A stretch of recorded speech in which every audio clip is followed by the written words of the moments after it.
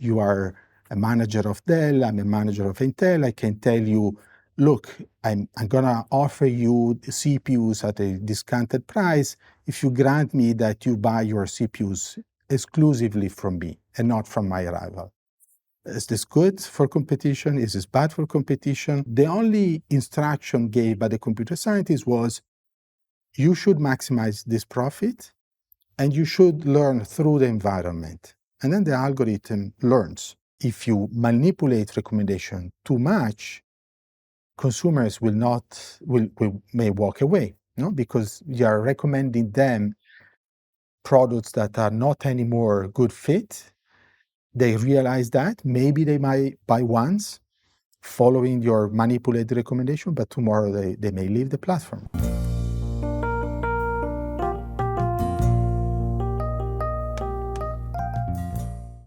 Hello everyone, welcome to Arth Niti. I'm Shekhar Tomar.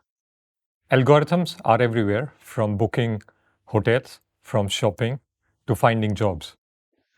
Most of the interactions between humans are intermediated by some of these algorithms or platforms which we all know. Now, regulating these platforms has also become a very important question as we want to balance out the technological advancement with ethical concerns.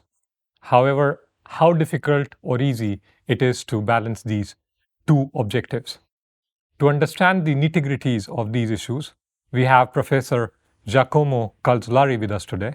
He is currently a professor of economics at European University Institute. Professor Calzolari has extensive work on industrial organization and competition policy. He has published in top economic journals, and some of his recent work has looked at collusion among algorithms. Welcome to Arth Niti. Thank you. So I'll ask a first question, which is also a super interesting question for me. So I did my PhD from Toulouse, just like you. So maybe you can tell us a little bit about your time at Toulouse. I guess it was in 2000 that you finished your PhD. Yeah, that's correct. It was simply great. It was a great environment where to work on industrial organization. And it's still, by the way, of course. It was very much focused on I/O, contract theory, information economics, which were really the topics I was very much keen on developing my own research.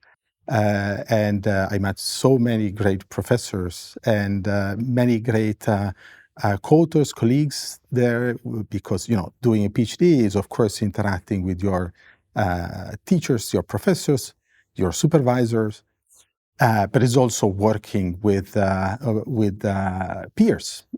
So sharing your tough PhD student life in that environment was simply great.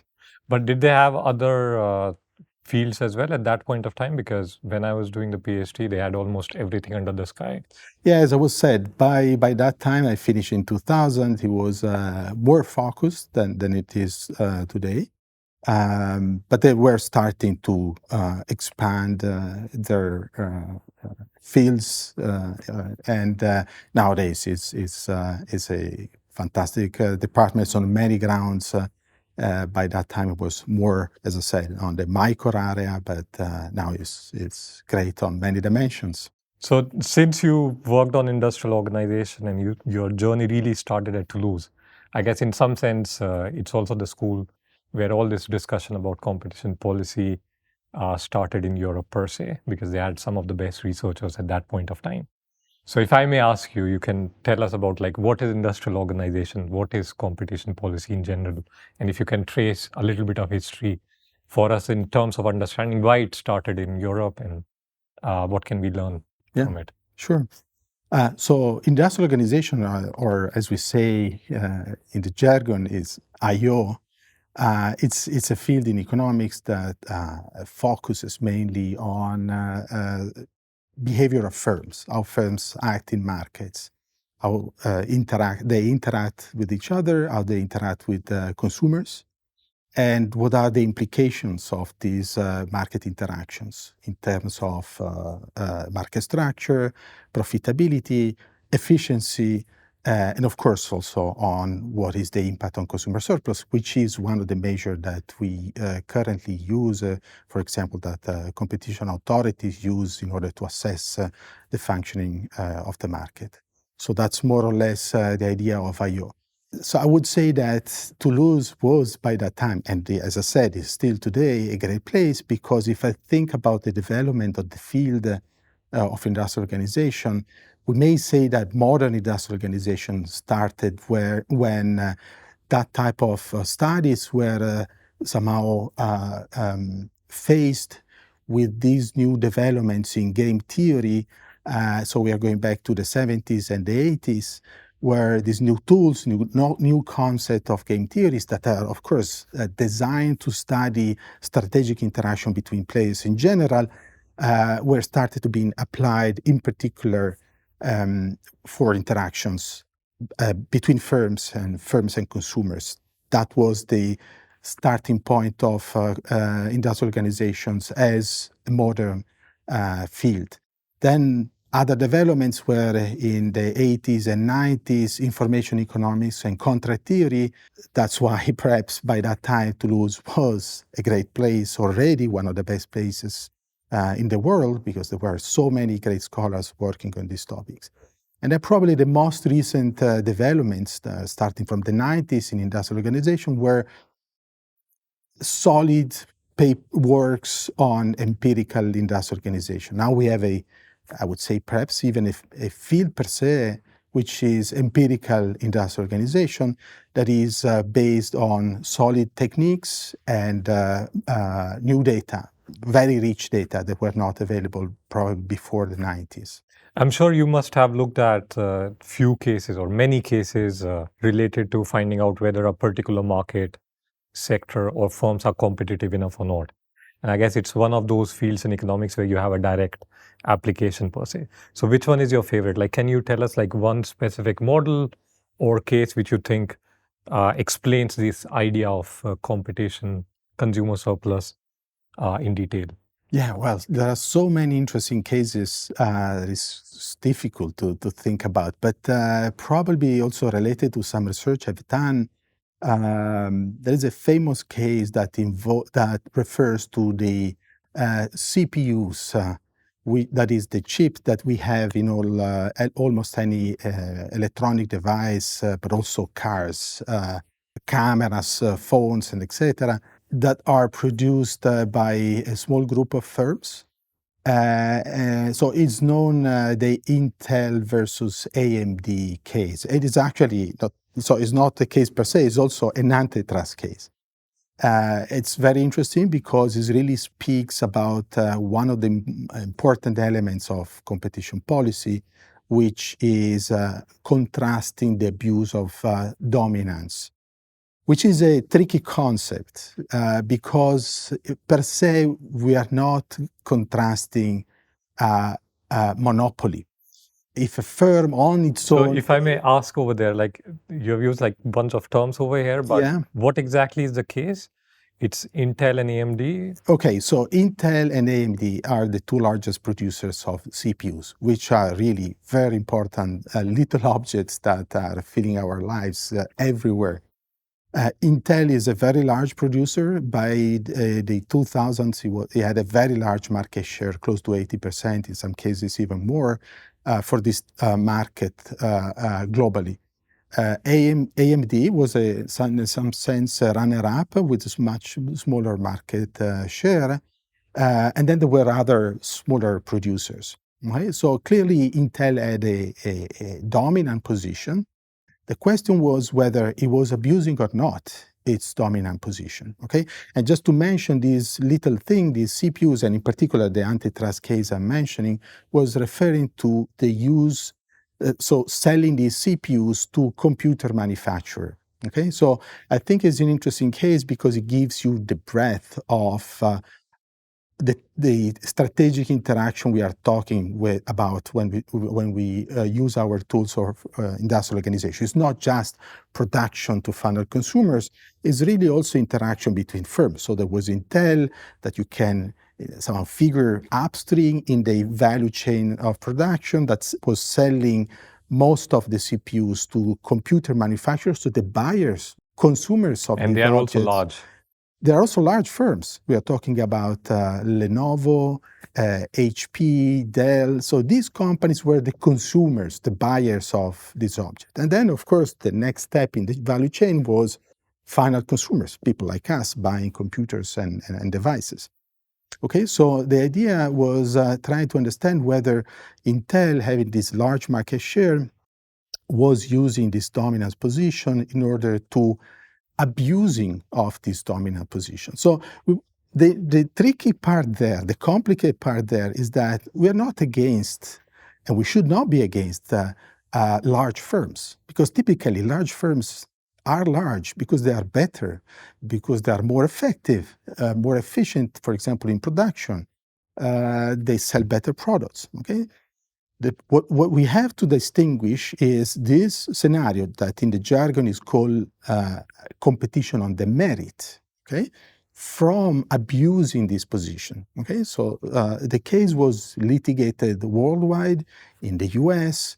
So when we say abuse, what are the variables we are looking at? Yeah, we are looking at whether the possibility of being these large players allows this firm to exclude rivals in an unfair way that would have significant inefficiencies in the market. And again, we don't want to protect competitors. What we want to do with competition policy is to protect competition, which is a different thing. But you see that the boundaries can be blurred. So what I think is really interesting in using industrial organization for competition policy is this type of challenges.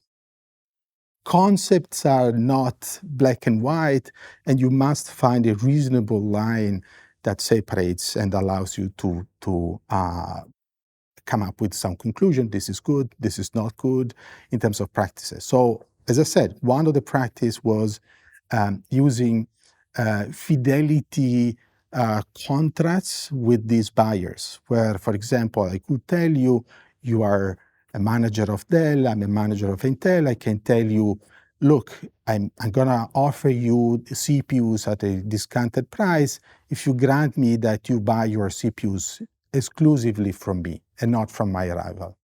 Is this good for competition? Is this bad for competition? It's a difficult question, and it's not by chance that it was litigated close to 20 years. Because you can sign these contracts if it's in your favor. As a buyer, you are not forced in principle to sign this contract. If I propose you this contract, you are free to say yes or no under some conditions. It's not obvious because if you don't sign this contract and you don't find an alternative source of CPU, you may go out of business quickly. No? You need CPUs to produce laptops. If you don't have it, we have seen recently in the car manufacturing industry that the lack of CPUs can have very important consequences in terms of lack of ability to produce cars. So it's not obvious that if you refuse my contract of this type, you can source CPU somewhere else. And that's where you really have to look for good solutions, good interpretation of this complicated case. So I've been working on exclusive dealing contracts. I have some papers with one of my co-authors, Vincenzo De Nicolois at the University of Bologna.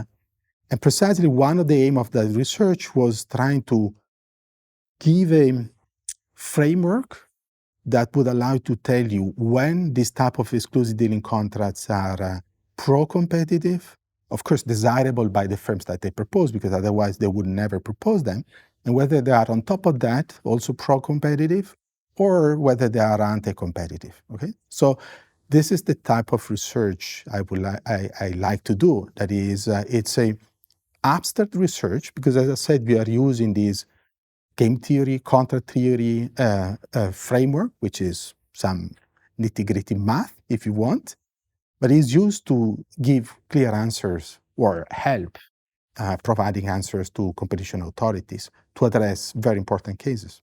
So in your case, the one you mentioned about exclusivity contract was between computer manufacturers and these chip makers, but I guess it's fairly general. Yeah. Even if you go in a supermarket, I guess almost all brands have to sign a exclusivity contract with Walmart or whoever the big player is in the region. Well, I would say, yes, those are other environments where you can observe these type of contracts. Sometimes they're not as stark as exclusivity. There are other versions that are named market share contracts, where I give you the discount if you guarantee a minimum market share. So you are allowed to buy some from other sources. Yes, supermarkets are other environments where you would observe this fidelity. In general, they're called fidelity contracts. But just to close the circle, so the case of this AMD versus Intel, like it was all across the world, I guess. Almost all across the world, because you understand that it's such an important industry that affects everybody. So it was settled relatively quickly settled in the US. Which year are we talking about? We're talking about 2005 for the US. And it started, for example, in Europe 2009. And the interesting thing is that from 2009, we had the last decision in 22, last year. So it's called the Intel Saga in Europe, because there were many different steps where the decisions were overturned, and it's a very complicated case, and that's why I think it's quite interesting. So abuse of dominance is one part of this kind of antitrust policy or competition policy, but are there a few other cases that we can directly say, okay, these are clear-cut cases where you can make a case about competition policy? Sure. So antitrust authorities, they broadly speaking, they work on three areas. One is contrasting abuse of dominance. The second one is contrasting collusion or cartel formation, general cartels. And then there is this merger review analysis, where antitrust authorities somehow give you green, yellow, or red line when you decide as a company to merge with another firm, okay? Because we know that market concentration, which is an implication of a merger, may have consequences, significant consequences on markets, sometimes non-desirable consequences, not always, but sometimes non-desirable consequences.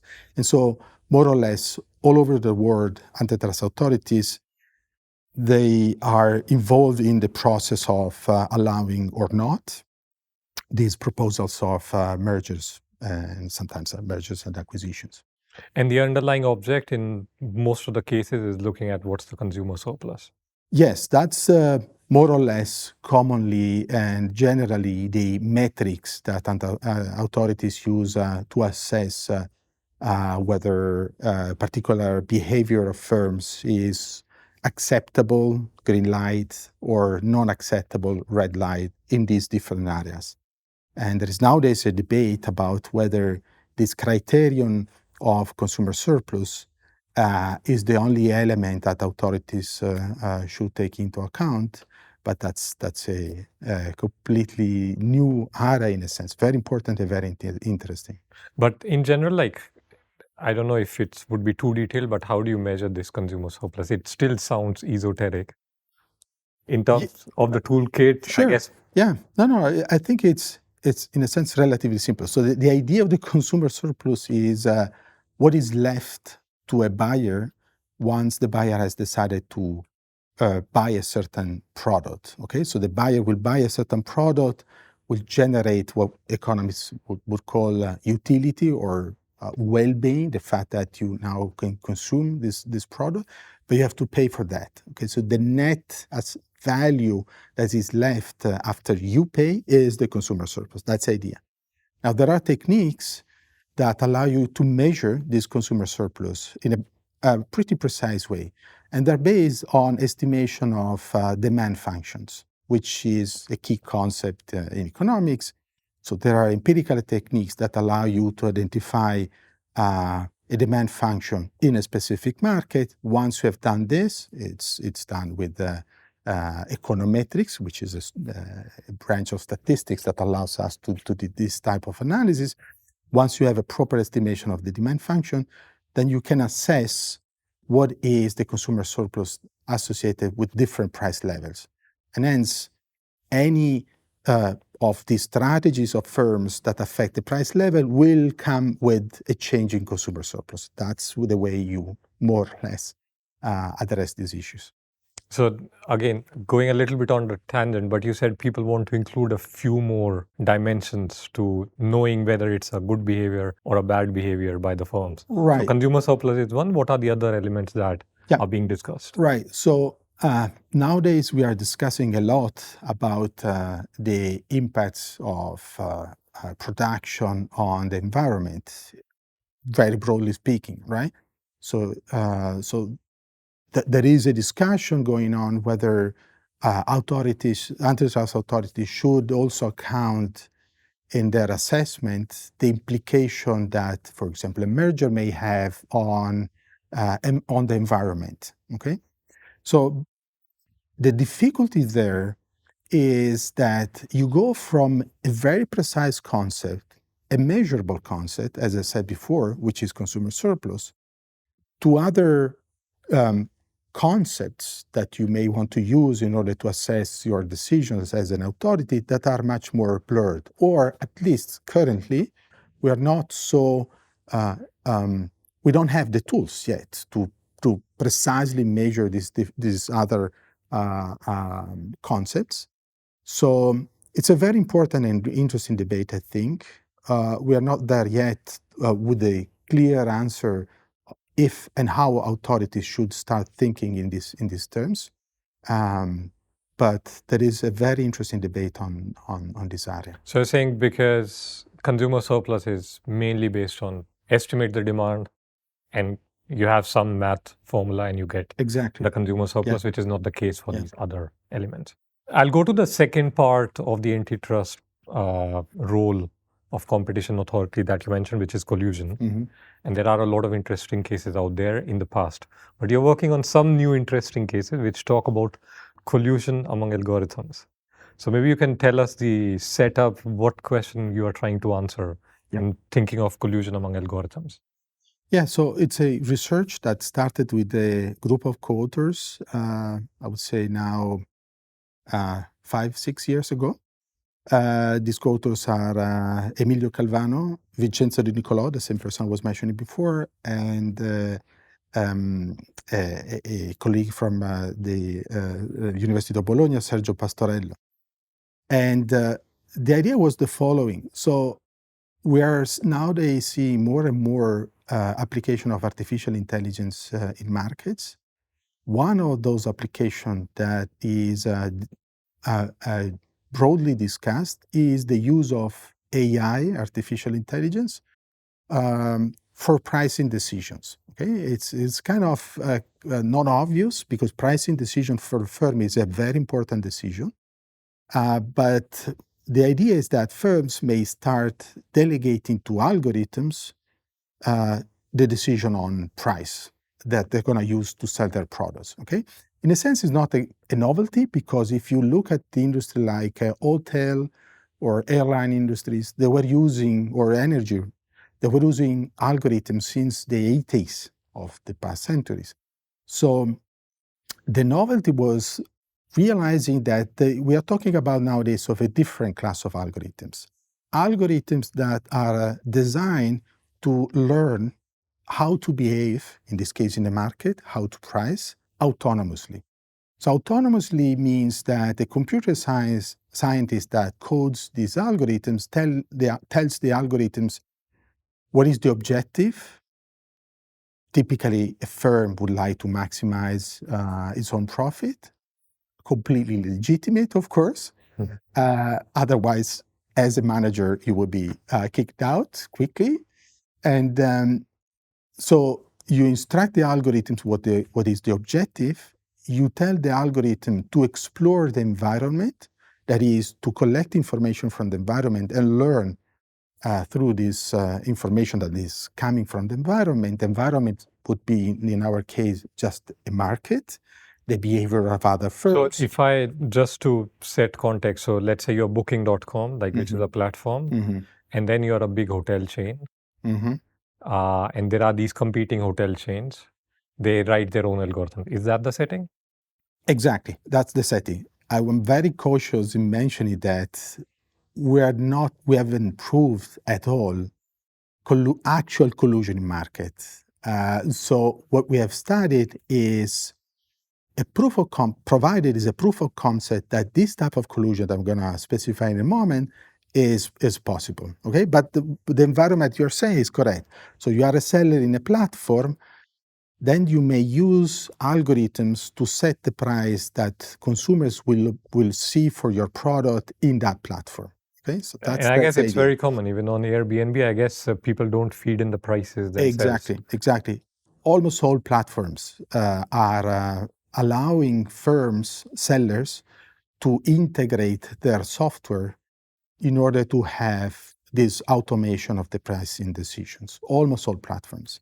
For good reason, because algorithms can be much better than humans in responding effectively in a timely manner to changing demand. And that is good for market efficiency. So an important preliminary statement that I want to say is that algorithms are not evil at all.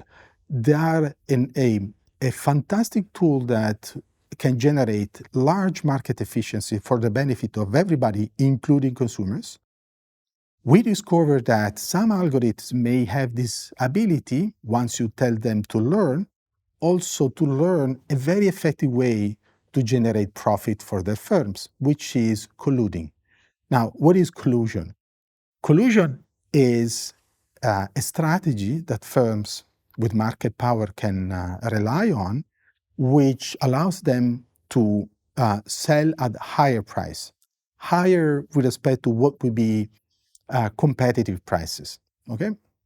Now, collusion is a difficult strategy to enforce, because suppose the two of us, we are seller on a platform, and I tell you, look, we want to maximize profit. The best way to do is to sell at high price, okay? And you say, okay, that's true. But then you walk away and you realize, well, is selling at high price. What I should do is selling at not so high price, a little bit lower, and get most of consumers, because the consumers would follow you selling at lower price. Okay, so the agreement that we had before shaking our hands, there's vanishes. No way for enforcing this commitment. It's difficult to enforce. The problem is that that's good for consumers. The problem is that you can enforce collusion even if you cannot rely on written contracts. Why you cannot rely on written contracts? Because as we were saying before, Antitrust Authority prohibit collusion, so that would be a null contract that we would be fined immediately. Now, there is a possibility to collude, and actually firms have been caught in many different markets to collude, right? And the ability to sustain collusion without this type of written contract is through essentially threats, okay? So we realize that the two of us, we are interacting in the market not only today, but also for the next 10 or 15 months, right? So when you walk away and if you decide to, let's say, cheat on our agreement and reduce the price, I could have told you before that if you try to do this, tomorrow we're going to punish you with very low prices for 5 months. So you may have an immediate gain by cheating on our collusive agreement, but you know then that will be a significant punishment and very low profitability for you as well in the future. So it's this type of assessment of gaining today by cheating and losing tomorrow because of your cheating that somehow limits the incentive to break a collusive agreement. So in fact, collusive agreements of this type are effective in the markets also. So the Antitrust Authority tracks these kind of behaviors? Right, they do. But you see the difficulty. They cannot simply rely on contract that we've written, because this is something that we never do. But they also track, like if you are calling or something, right? Exactly. So they look for what they call hard evidence. So typically the hard evidence authorities rely on is they record phone calls, they even record video record meetings when they are suspicious about some collusive agreement, they follow managers. It's like a movie plot. Actually, there are movies on this. But this is just in Europe or all over the world? Because as I said, it's one of the pillars of activities of Antitrust Authority is fighting collusion. And this is the way you fight collusion between humans. Now, but you have to get like some court permission, or you can just well, it depends. Listen to phone calls just like that. It depends. It depends on the countries. On this side, countries can be very different.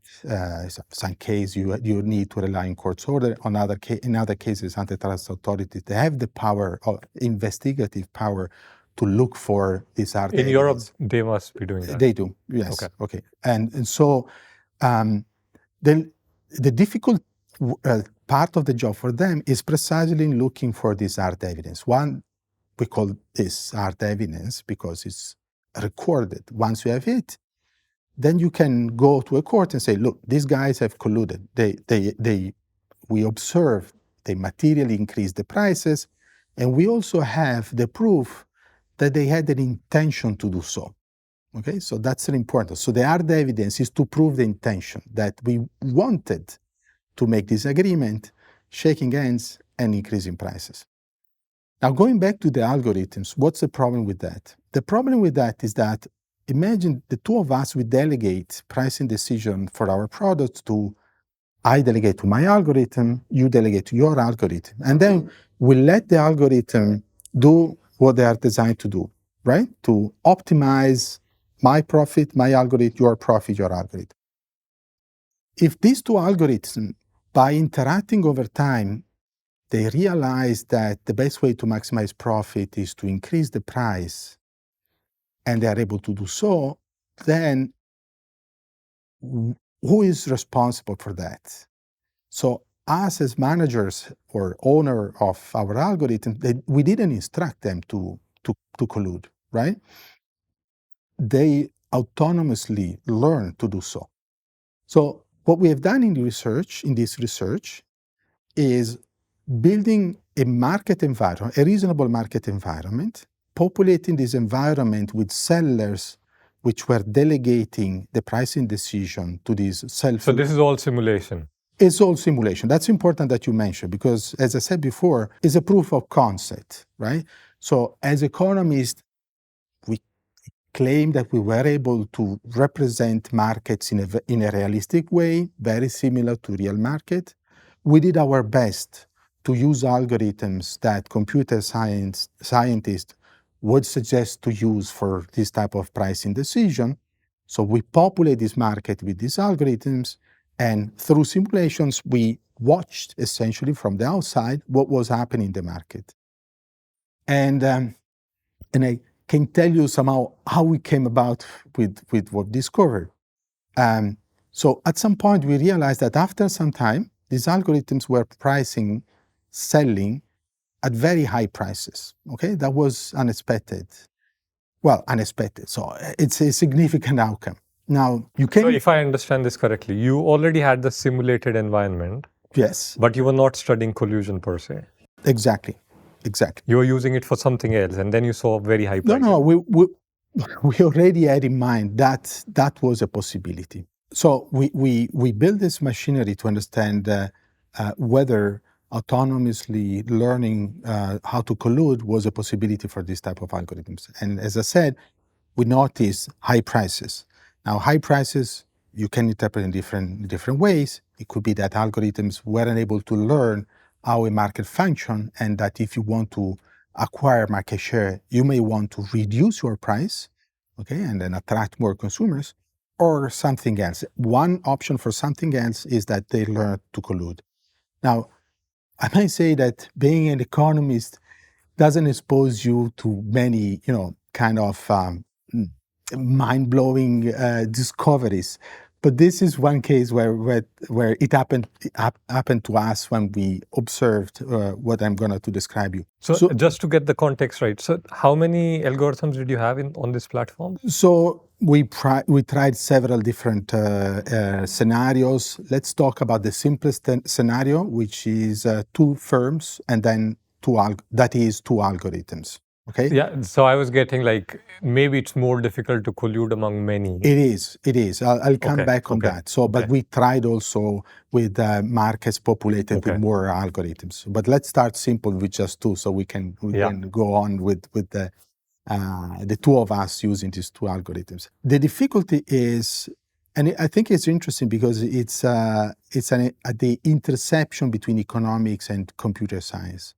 So when you start using artificial intelligence tools like the reinforcement learning algorithms that we were using in these experiments, you realize that it's not so simple to look into the algorithm once the algorithm has learned in order to understand what It's a it black has box. learned. You can try, we try in many different ways, but in the end, it's almost a black box. Okay, so it's a problem known in terms explainability of artificial intelligence. So basically, your goal was to find out, are they really colluding or are they Exactly. just stupid? Exactly. That was exactly the point. But if you try to open up these complex machineries, these artificial intelligence objects, it's very complicated.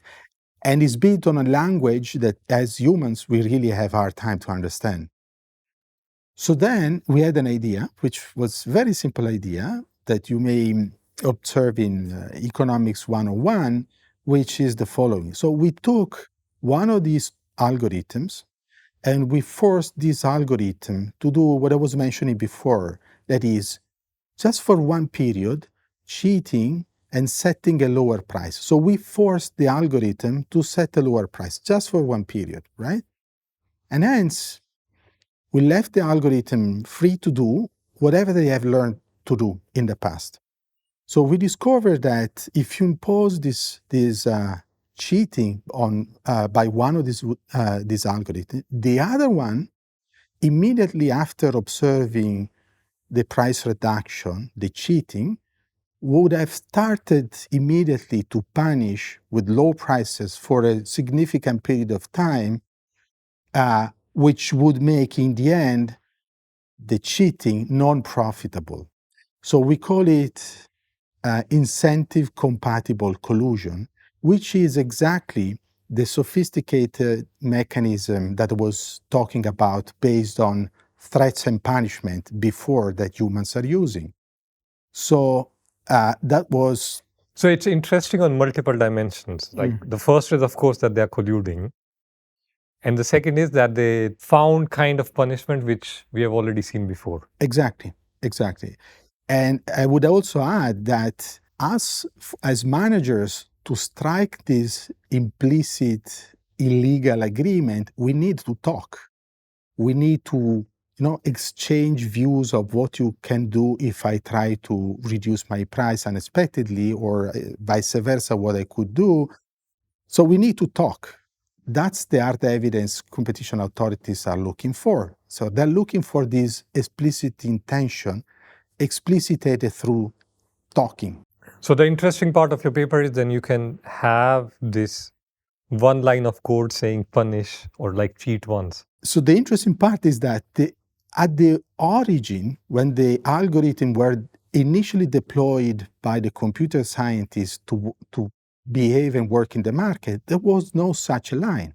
As I said before, the only instruction gave by the computer scientists was, you should maximize this profit and you should learn through the environment. And then the algorithm learns. After some time, that line that we were mentioning was written in the code, but it was autonomously learned by the algorithm with no communication, or at least not the type of communication that us humans would use in order to strike this type of agreement. So then once you realize that this is a possibility, the difficulty is there for competition authorities because they will never be able to find hard evidence of intention unless you start discussing whether algorithms are, like well-being, motivated by intentions. No, but it's still interesting because they might be pricing in whatever way, although I guess it might be difficult because you are hard forcing them in some sense to cheat at some point and then see the reaction in the market. I guess it would be tough like any other public policy. Right.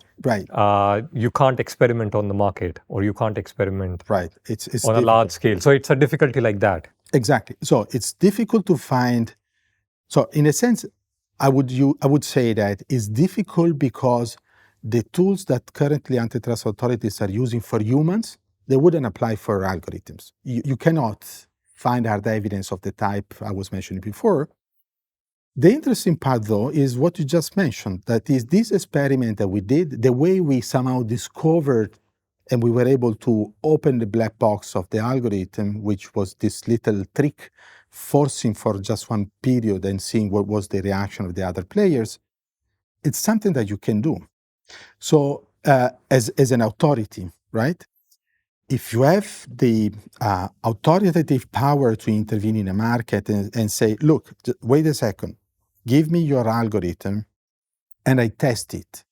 If I see that the algorithm has learned to do this type of thing autonomously, and I can do this test bed analysis in a simulated environment precisely as ours, as the one we developed, then you have the hard evidence. No, but this is interesting. Yeah, I mean, there is a hard evidence, but the first scenario that you ran, you didn't tell the algorithm to collude. Yeah. They just did it. And a lot of managers might be just lazy and just say, okay, just do your thing. So they never intended to do it, Right. But the algorithm still did it.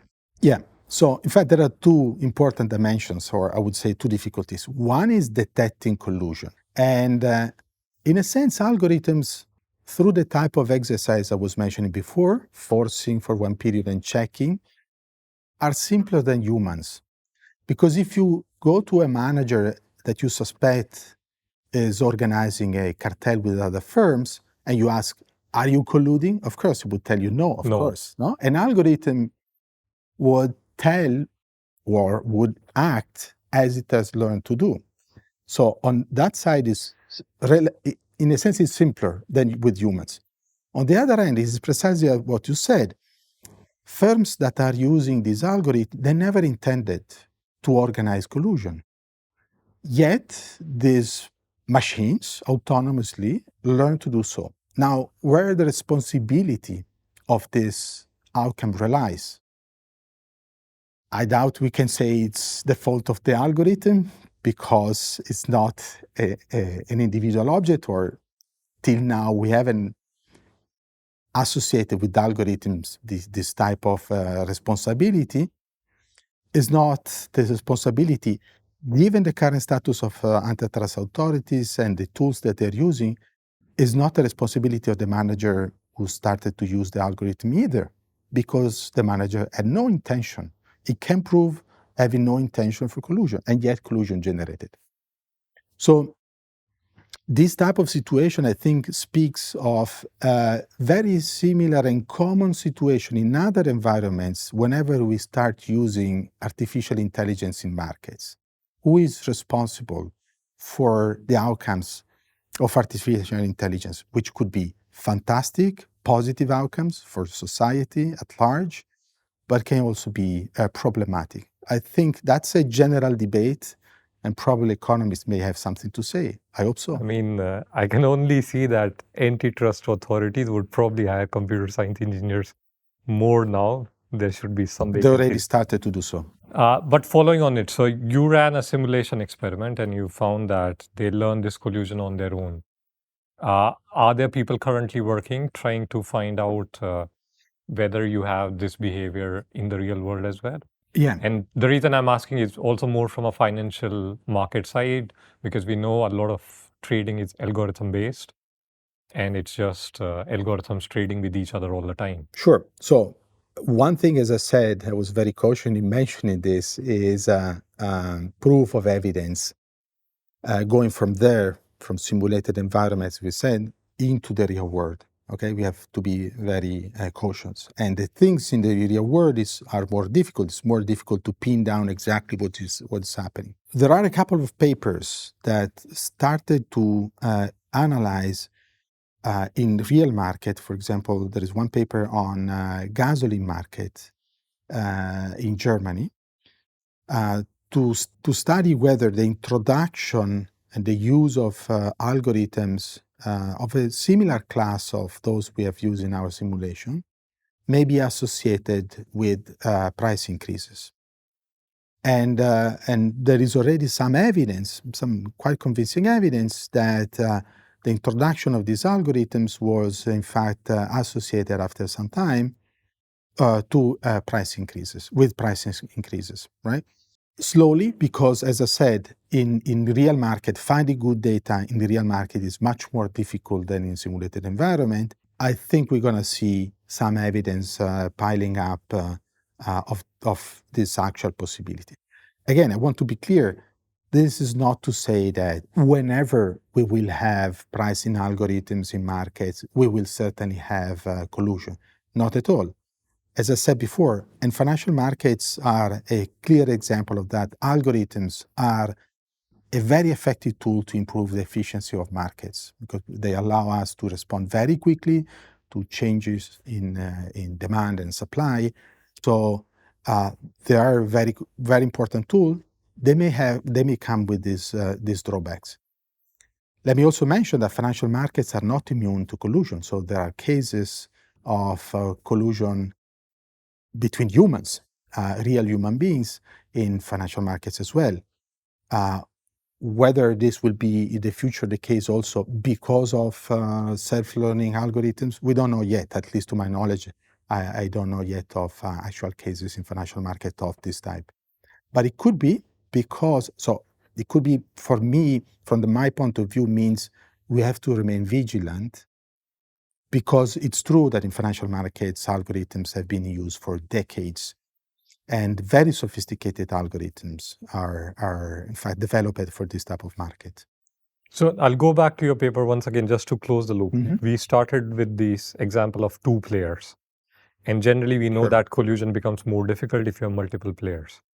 So in this algorithmic collusion, was it similar case or they all learned at the same time? It is. So we know from theory, theoretical industrial organization, as we were mentioning before, that more, and we also we know from practice, for empirical analysis, that more firms in a market, in a given market, make the sustainability of the type of collusive agreement we were discussing before more difficult. Okay, so the more firms are in a market, the less firms are able to make these agreements, collusive agreement, sustainable in the long run.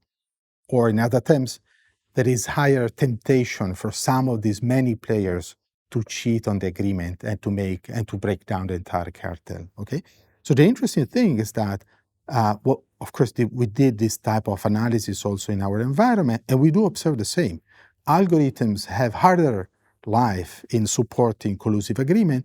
The more algorithms or the more sellers there are in the market. So from that point of view, they are similar to humans, and for a good reason.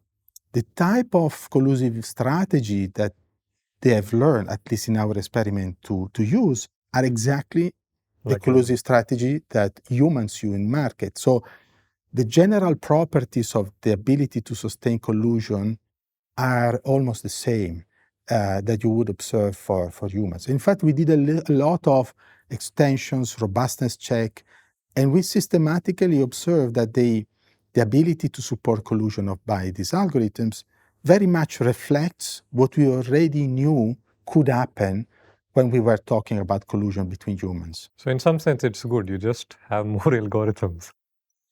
Well, as I said, more views of dominance in the algorithmic market. Algorithms are very useful. We have to watch out what they can do as an outcome in markets. I'll go to another one of your recent papers where, again, algorithmic recommendation system, and you mentioned that increasing the amount of data available to the algorithms may lead to a reduction in consumer surplus. So maybe you can give us the setting, but generally we think that if you give more of your data to Netflix, to Amazon, the better they are able to recommend things to you. Mm-hmm. But you're saying if you give them too much information, then at some point the surplus starts reducing. Mm-hmm. So is it a similar setup or? Okay, so that's another research on recommendation system or recommendation algorithms, which are another a very remarkable type of artificial intelligence application in markets.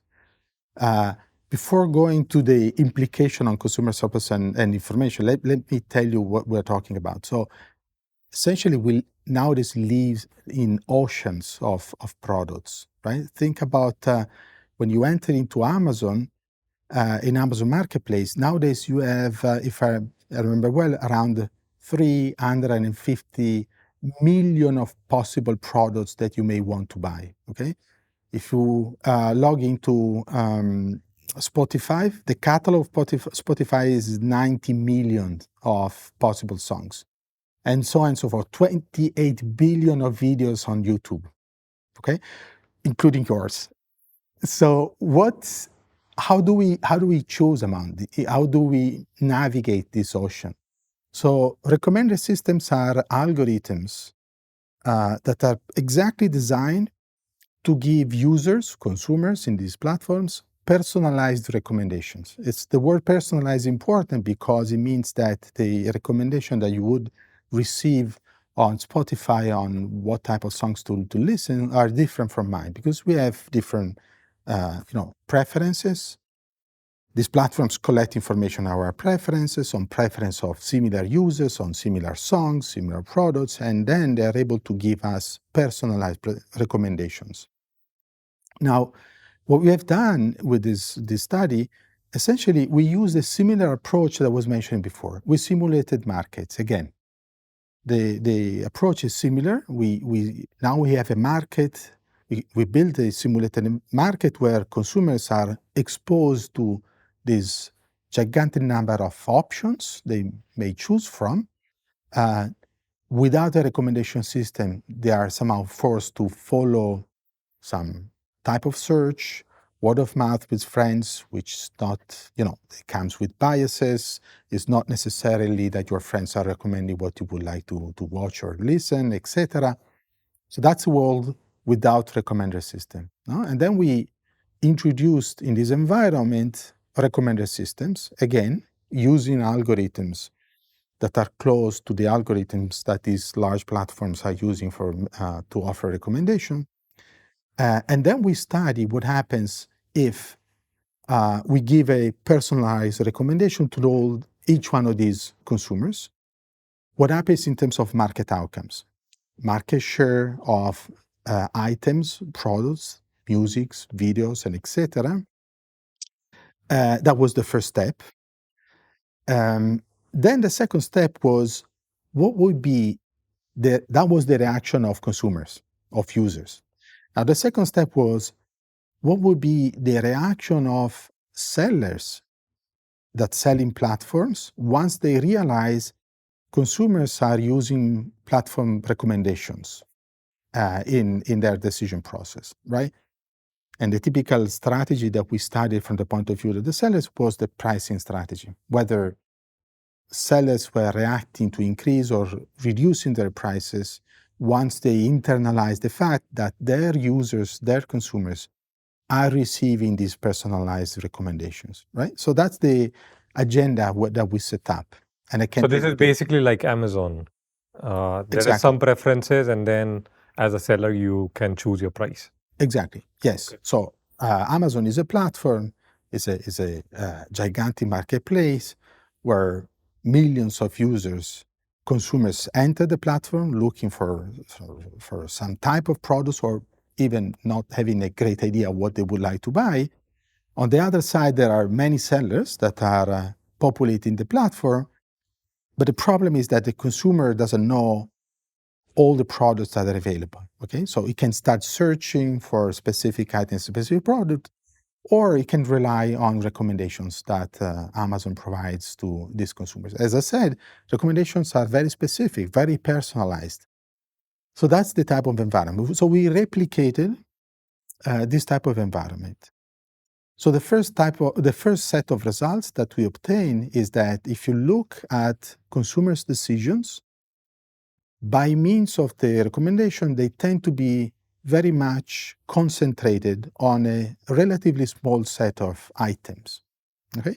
So in other terms, the recommender system tend to concentrate market share in the hands of few sellers.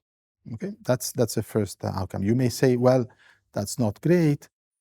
Still, if you look at the consumer surplus, what we discussed before, with the introduction of the recommender system, the consumer surplus significantly increases. So notwithstanding what I was mentioning before, that is this increase in market concentration, the net effect for consumers is positive. So this is based on what they are searching, or in general being on the platform and being recommended something? Both of them. In both right. cases, Because in our analysis, we'll always give the consumers the ability to recommend, to search, okay. right? That's very important, because another chapter on recommender system is the possibility to manipulate recommendation, okay? And I'll come back on that.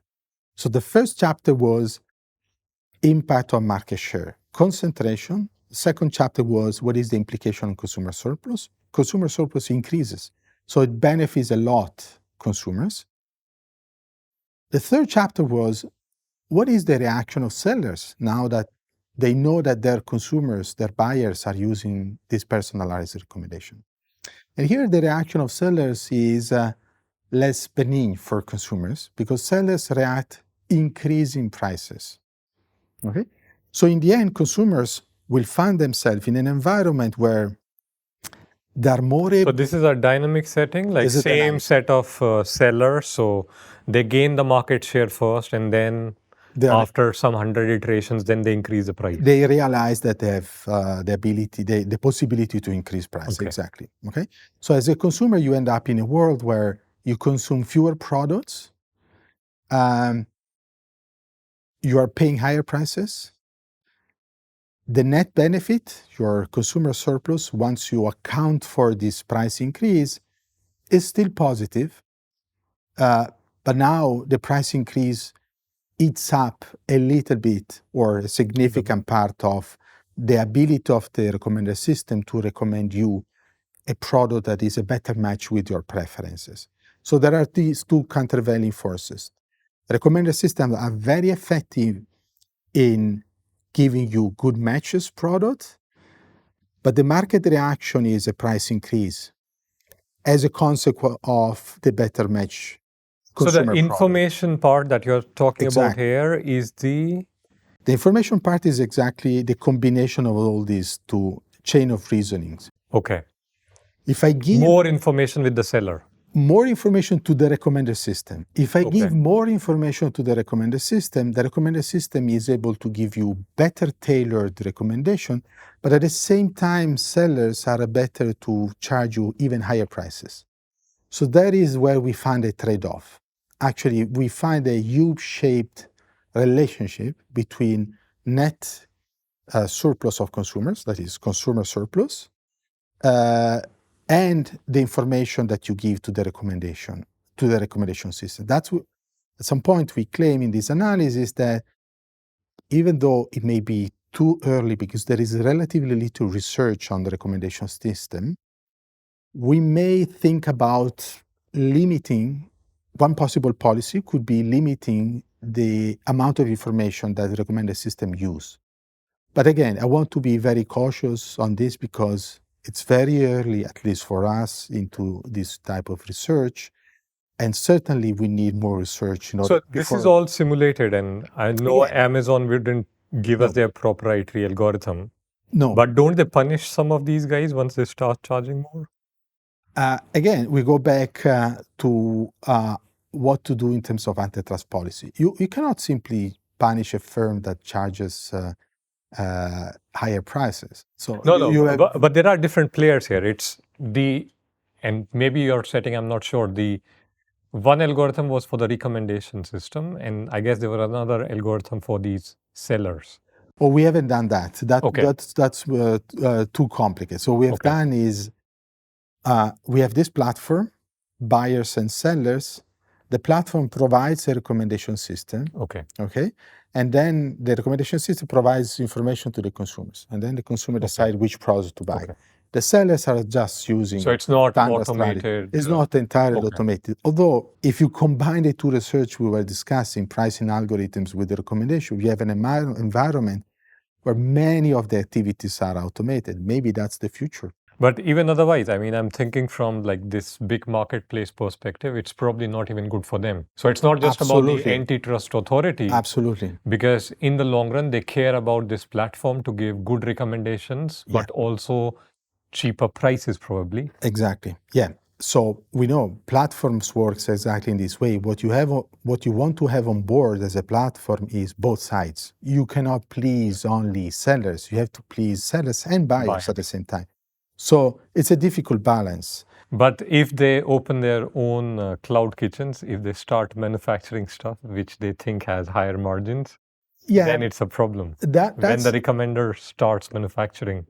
I can tell you a few words if you want on this, because one part of the research that we are doing is in that direction. So one criticism on a recommender system that is out there and common is, well, you as a platform may have an incentive to manipulate recommendations. One reason for that is that if as a platform, you also become a seller, okay? Now, if you as a platform, you become a seller, you may have an incentive to tell consumers, look, the best product for you is my product, okay? Isn't there an antitrust case on it already? There are cases on that. Okay, so, but let's stay more on the abstract side. And what I can tell you out of my own research. Of course, you can manipulate recommendations. Okay, that's very simple. For a platform, it would be extremely simple. But as you said, it's not obvious that you may have the incentives to push that manipulation very far. One is already there when we said that if you manipulate recommendation too much, consumers may walk away, because you are recommending them products that are not anymore a good fit. They realize that maybe they might buy once, following your manipulated recommendation, but tomorrow they may leave the platform. So there are limits. Another limit that we have identified with this research is that if you try to manipulate recommendation, then it turns out that you reduce the average prices, the prices in the market. The market reaction of all the sellers would be to reduce prices. And this would hurt you and your product that you want to try to favor. Okay? So we see that there are several limits to manipulation. I'm not saying there are market forces. Exactly. I'm not saying that it's not happening. We will see how these cases will go. What I'm saying is that there are market forces that certainly can limit this manipulation. And so that's an important element to keep into account. On the more logistical side of it, I can see that you have like series of papers on this issue. How long does it take to create this kind of simulated economy? That's a big part of the project, I guess. Right. It's a big part of the project because, as I said, you have to be convincing on two dimensions, essentially. One is that the economic environment that you build is a realistic one. And on this, I may say that, as economists, we know our job awfully well. We are trained for that, and I think we can do this work reasonably well, but you have to be precise.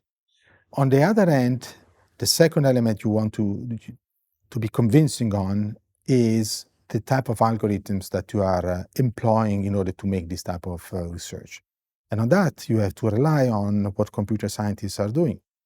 So we have had a lot of interaction with these researchers on computer scientists. We interacted with them to understand what type of algorithm they would use or they are actually using for specific purposes. Okay, so combining these two things requires some careful analysis, requires some time.